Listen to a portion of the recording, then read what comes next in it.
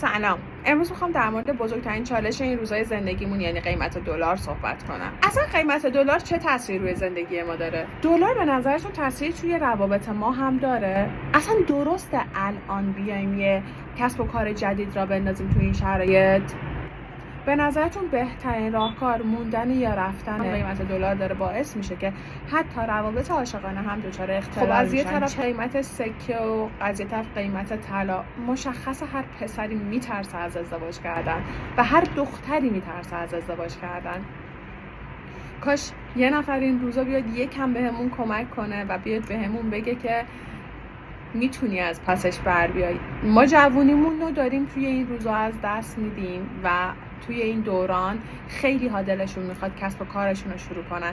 بهترین زمان و بهترین موقعیت برای شروع کسب و کار شاید باورت نشه همین الانه که دلار خیلی افزایش